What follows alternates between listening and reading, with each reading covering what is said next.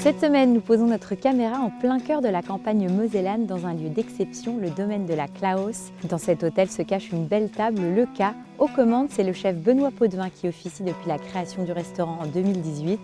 Après avoir peaufiné ses tours de main à Paris, dans le sud de la France et en Lorraine, Benoît se voit confier la carte du K. Un défi pour lui qui en rêve depuis toujours. Aujourd'hui, il se fait plaisir tout en gardant à l'esprit l'identité de la maison, élégance, finesse et spontanéité. Pour Afedou, il nous invite à marier la châtaigne et l'œuf en entrée. Pour le plat, il est parti sur de la poitrine de veau qu'il associe avec des petits légumes d'hiver en cocotte. Et en dessert, nous réaliserons un soufflé au chocolat. On a pas mal de travail, alors on le rejoint immédiatement.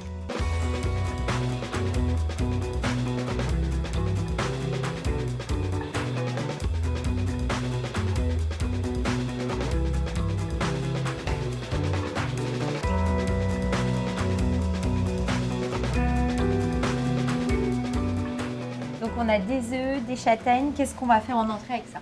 Eh ben, on va se faire un œuf parfait avec une petite purée de châtaigne, un peu un velouté de châtaigne si tu veux, mais un peu plus compact. D'accord. Et une petite crème de parmesan. Super. Quelque chose de gourmand. Ouais, de gourmand et de saison. Ouais. On commence par quoi? Dis-moi. Si tu veux, on peut se lancer les œufs, parce qu'on part quand même sur une cuisson d'à peu près 50 minutes. Ah oui, ok. En gros, on est entre 50 minutes et 1h15 selon la température qu'on choisit. Donc, œuf parfait, on est entre 62 et 65 degrés. Donc toi, là, tu vas les cuire dans quoi? Alors nous, on a un bain-marie, thermoplongeur, mais à la limite à la maison, avec tous les robots qu'on a maintenant. D'accord, donc comment je fais à la maison? Si j'ai pas de robot, je peux le mettre au four? Ouais, ça marche aussi, tu mets au four, tu règles ton four, entre 62 et 65 degrés. Si on dit 65 degrés, parce que tu vas avoir un peu de perte, ton four va être plus à 62, 63. D'accord. Part sur 1 heure, 50 minutes, 1 heure. Et sinon, je peux le mettre après dans... Même dans l'eau, pourquoi pas. Tu mets dans une casserole d'eau, tu mets au four. Ton four à 70, comme ça il va te maintenir ton eau à peu près à 65 degrés. Et puis voilà, tu pars sur 1 heure de cuisson. Ok. Donc nous, on les met au bain-marie pendant 50 minutes, c'est ça?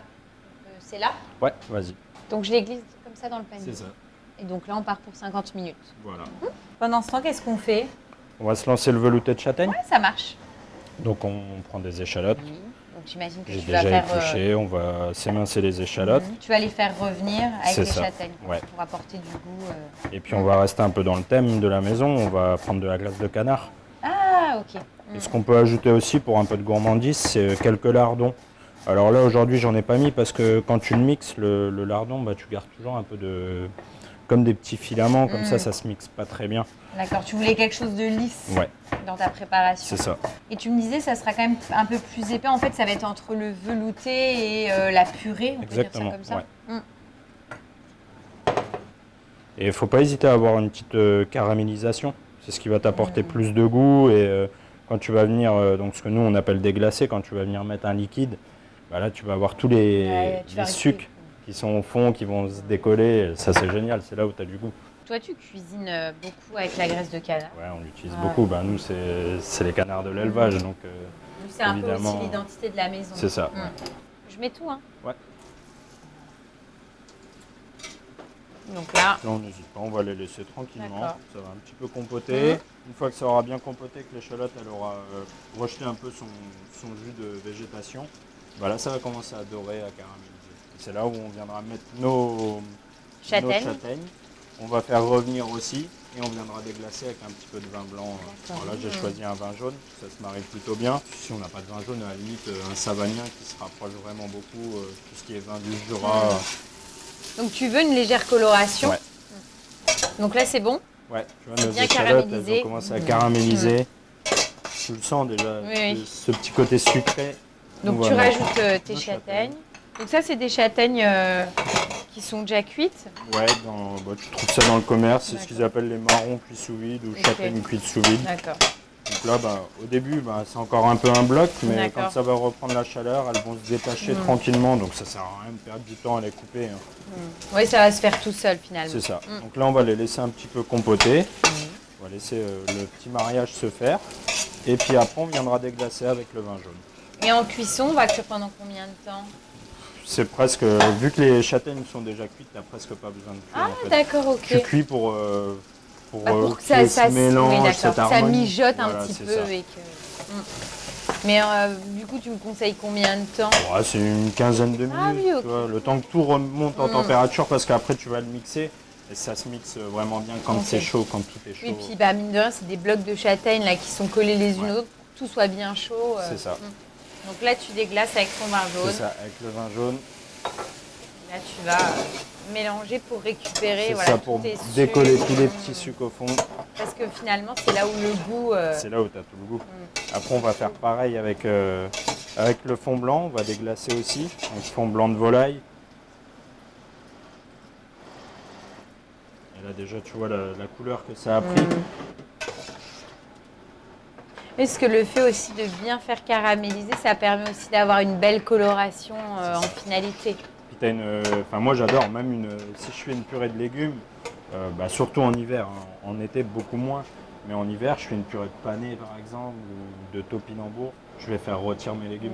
Je trouve qu'il y a une concentration des arômes, des saveurs. J'aime bien ce goût-là. Ouais. Donc là, finalement, on va laisser tranquillement cuire. Comme ça, on peut préparer notre siphon de parmesan. Ouais. Ça te va? Ouais. On mixe. Et puis après, on sort l'œuf, puis on fait le dressage. Exactement. Ok.